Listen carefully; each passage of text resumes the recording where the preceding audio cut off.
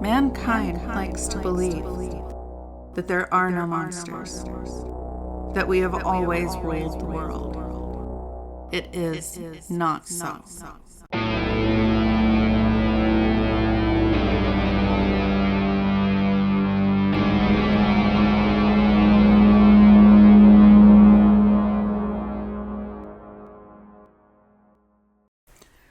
Alice had been dead for a long time. She didn't look dead. Alice looked better now than she had when she was alive. She'd been a miserable, half-starved little thing in those days. Most peasants had been. Now she looked like a model, a short model. Alice had bright orange hair that curled down around her back and eyes the clear blue of the sky. Her skin was pale, much paler than it had been when she died. Alice had been nearly middle-aged when she'd been killed, almost 23. She'd been 23 for nearly 400 years now, and the world had changed. She wasn't considered an old maid anymore. Now people saw her as a sweet young thing.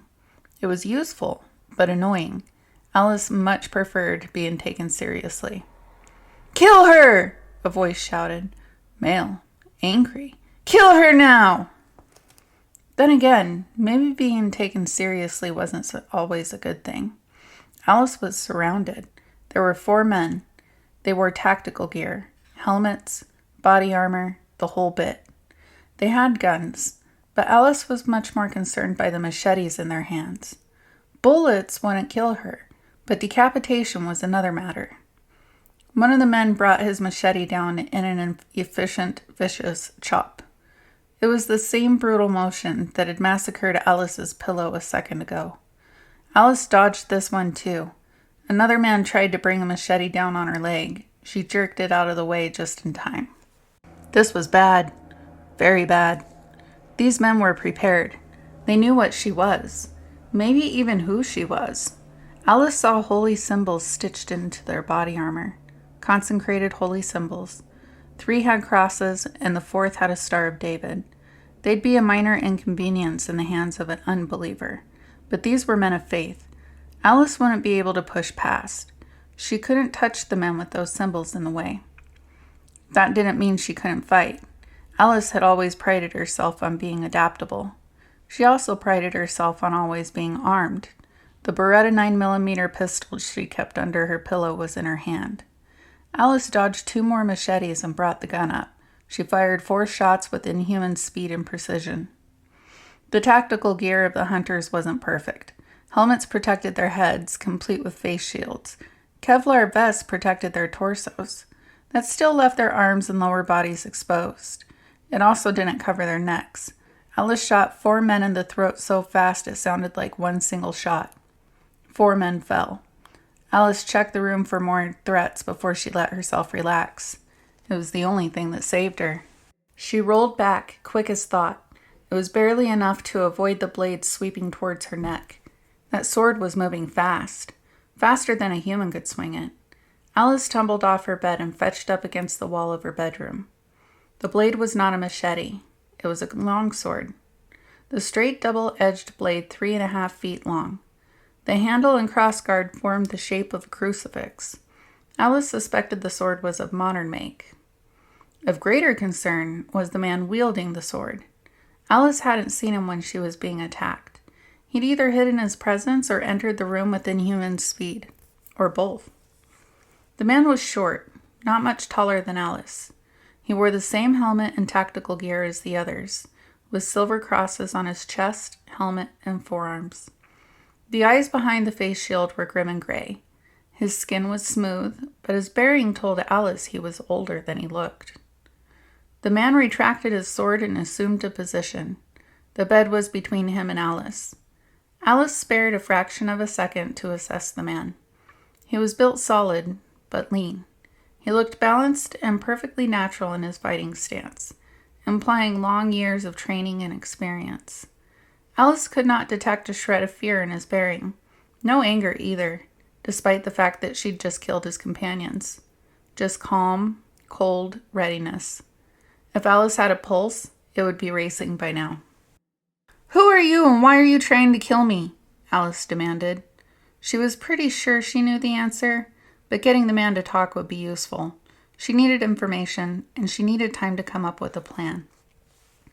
"Don't waste my time, dead one," said the man. His voice was deep, low, and scary. He had a slight accent. Austrian, if she was to guess. "You already know." "I've killed no one," Alice told him. She grimaced. "Or at least no one who didn't try to kill me. I drink donated blood. I just want to be left in peace." Hunters rarely granted mercy, but it happened. Alice had been careful. None of her victims had come from nearby, and she'd been very thorough in disposing of the bodies. She very much doubted she could get this hunter to back off after killing his friends, but it was worth a try. "Lies," said the hunter. "Your home reeks of death and fear." He could smell that? A human wouldn't. Alice was very thorough with her cleaning. Combine that with the way he moved, and Alice's breath caught. "You're one of us, aren't you? Why are you hunting your own kind?" "I am not one of you," the man said flatly. He stayed where he was, sword at the ready. "Though my father was." "Your father?" Shit. The hunter wasn't a vampire. He was something worse. "You're a Dhampir." Vampires were much closer to the living than most undead. They could feel pain and hot and cold. They could sleep. Had to, really. Most importantly, a vampire could use most of their bodily functions if they recently fed. They could have sex. Alice would never be able to carry a baby to term, but male vampires? Impregnating a human was possible.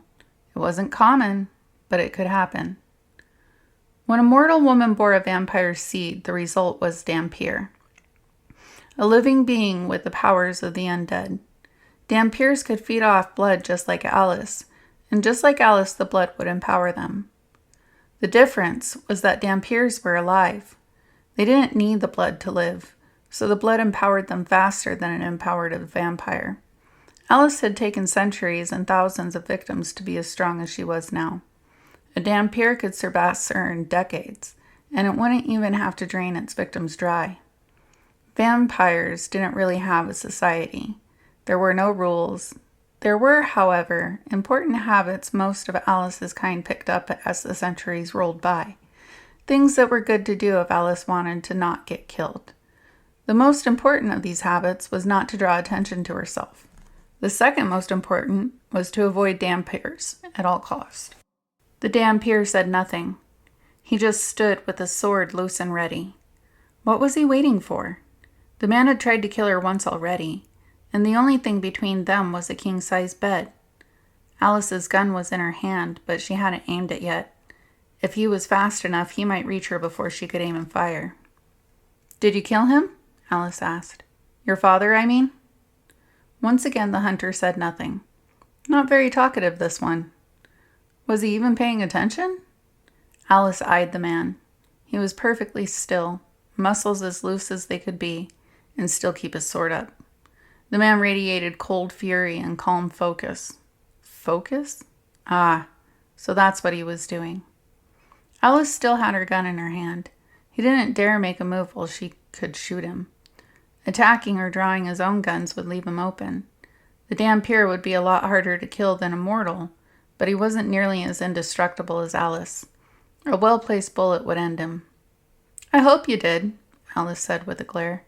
"Anyone stupid enough to make one of you deserves to die." Alice brought her gun up in the blink of an eye. A single shot rang out. The sword slapped the bullet to the side. Disappointing. Alice was hoping the sword would break with the impact. Still, the shot served its purpose. While the hunter was parrying the bullet, Alice took a swift step forward. She kicked the bed with all the force she could muster. Alice's bed had been an old-fashioned piece with heavy wooden bed frame. The side she kicked exploded into splinters, but enough force transferred to send the rest of the thing hurtling into the hunter. At least, that was the idea. The Dhampir leapt just high enough for the flying bed frame to pass beneath his feet. It slammed into the far wall of the bedroom. Most of the frame was shattered in the process. Damn, Alice liked that bed. Alice didn't wait for the Dhampir to land. She emptied the rest of her pistol at him. Her pistol was an M9. It held 15 bullets.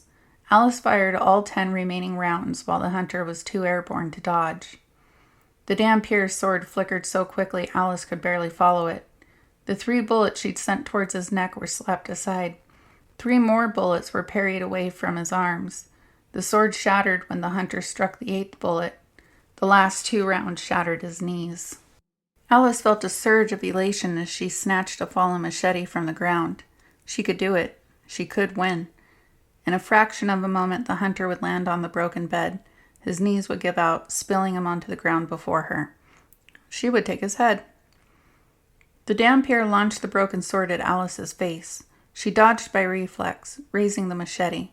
Thunder rang out. Swift impacts and a line of fire tore through the vampire's arm. She lost her grip on the machete. The hunter had drawn a machine pistol from his belt. Alice didn't take the time to let the shock register. She turned and ran. The hunter was between her and the bedroom window, so she simply tore her way through the wall. More gunshots traced their way up her left leg, but she managed to sprint into the hallway before they reached her knee. That bastard! How the hell did he do that?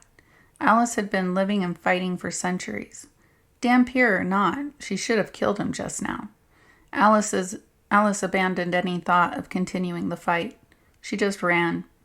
She was lucky she could do that much. Her leg was a mess, but the knee was still intact. Alice was half tempted to give a sinister laugh as she ran, but she refrained. Giving in to her sense of drama had nearly killed her a few times, and she was trying to be better about it. Also, running hurt. It hurt a lot.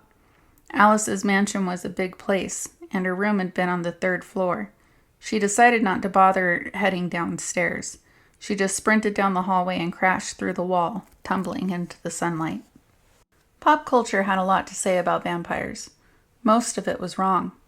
Alice didn't have fangs. She didn't give a damn about garlic or holy water.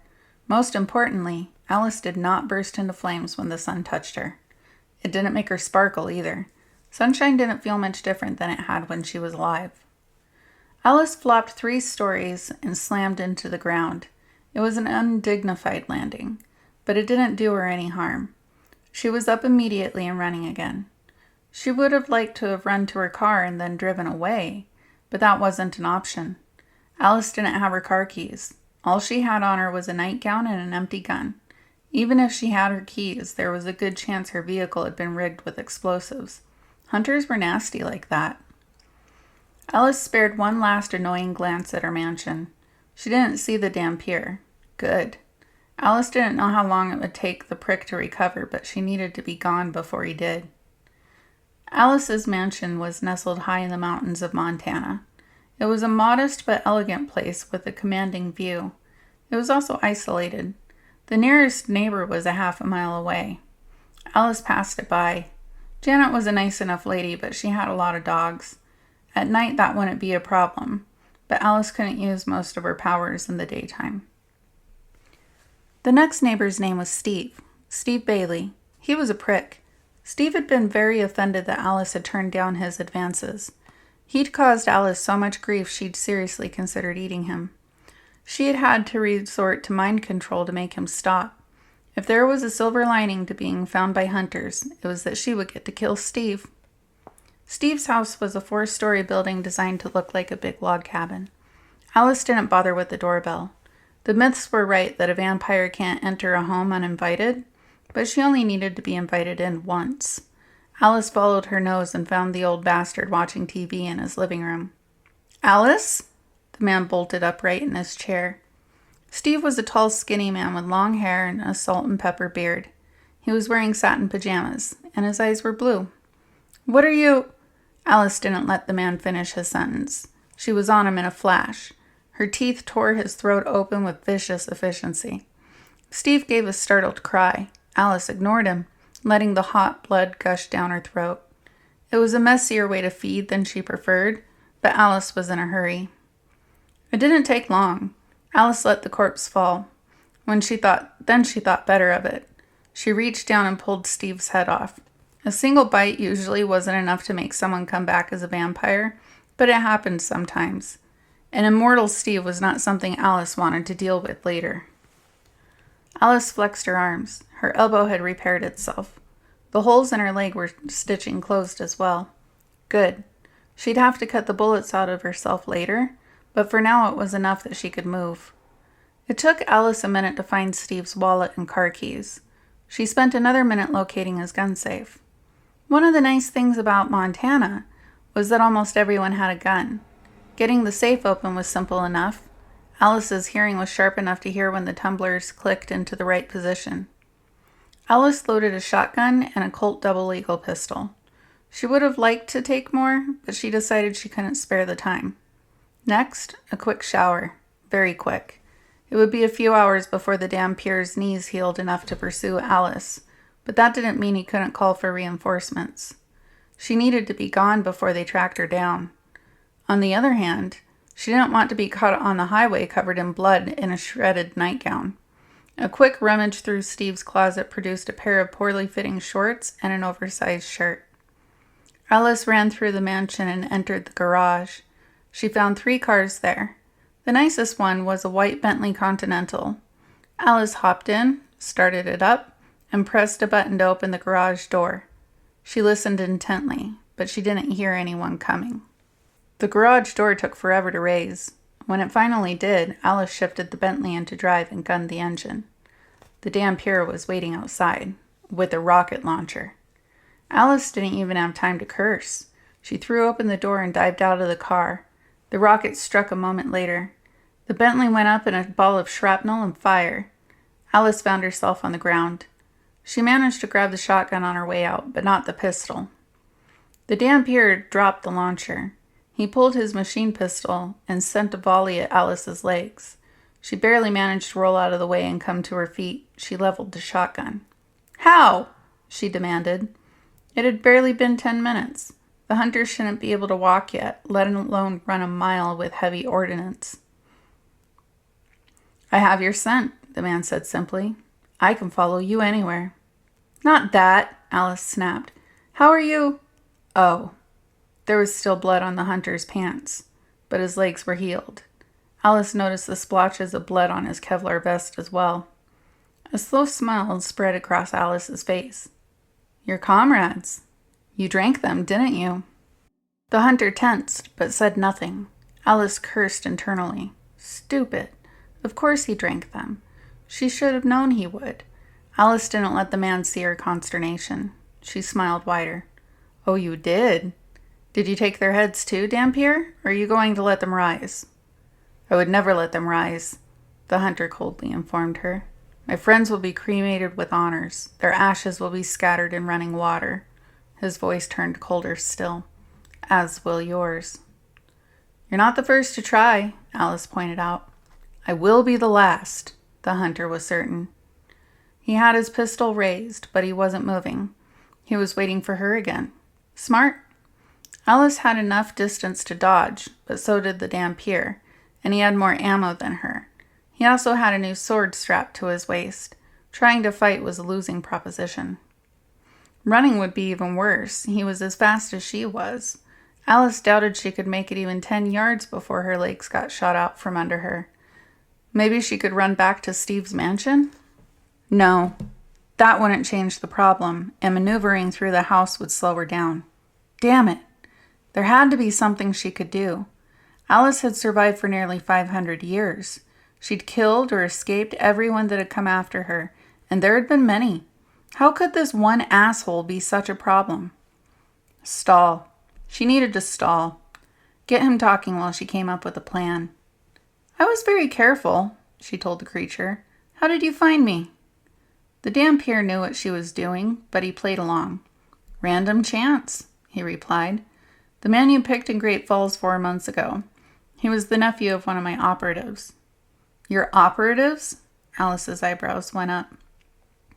"I didn't think the Vatican would place one of your kind high enough to have operatives." "We aren't connected to the Order of St. Hubertus," the monster informed her. She could hear the distaste in his voice. The church disbanded them 20 years ago. "Did they?" Alice frowned. Most of the hunters that had come for her had been members of the order. The Catholic Church had a real thing for killing vampires. Or at least they had. "Why?" "I wouldn't know," said the man. "Maybe they thought they'd done enough. Monsters are much rarer than they used to be." "I suppose they are," Alice admitted. "We used to rule the world, you know. We were feared. But now," she snorted, "most mortals don't even know we exist." "Someday none of you will," said the man. "Oh, I doubt that," said Alice. "So many of you like to think that lack of belief will make the magic disappear. That's not how it works. Plenty of mortals don't believe in gods, but that doesn't stop them from being real." "I wasn't speaking of monsters in general," the Dhampir clarified. "With so many people, we've seen an uptick in ghouls and revenants. But other things, too." "But vampires? You're getting harder and harder to find. A day may come when there are none of you left." "And what will you do on that day, Dhampir?" Alice asked. "What will you do when there are no more of us left to kill?" "I'll continue as I have been," the hunter shrugged. "Like I said, there will always be monsters." "How nice for you," Alice sneered. She had the beginnings of a plan. A bad plan, but it might work. She would have to get the distance just right. "Do you have a name?" "I'm not telling you my name," the Dhampir said sternly. "I'm not a sorceress," Alice assured him, "and you know I'm not one of the Fae." "I'm not telling you my name," the Dhampir repeated. "I'm going to call you Chuck then," Alice decided. "That's not my name," Chuck chided. "It is now," Alice told him. "Tell me, Chuck, why do you do all of this? Why hunt people like me?" "Why?" Chuck grimaced. "There wasn't much choice, really. Most Dhampir live normal lives. They don't even learn what they are unless they swallow the blood of another. The ones that do always go one of two ways. We fight the monsters, or become the monsters ourselves." "Always?" Alice cocked an eyebrow again. "The thirst doesn't leave once it's awakened," Chuck explained. "It can be staved off for a time, years maybe. But the longer you go without, the worse the craving gets, and the more you drink, and the more powerful you become. It's not just the blood I crave, either. I've become a creature of violence. I want to kill. I need to kill." "So you need targets," Alice nodded. She understood. She was a predator herself. Alice could survive on donated blood. She could feed in small doses without killing her victims. She didn't kill mortals because it was the only way to feed. She killed mortals because she needed to kill.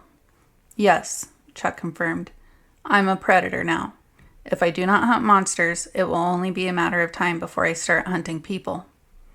"So you're a monster too," Alice told him. She cocked her head. "Did you end up killing your father, by the way?" Chuck grimaced. He started to speak. Alice moved. Her shotgun was a Remington 870. It was loaded with buckshot. 5 shells. She would have to make every one count. Chuck opened fire as Alice darted forward.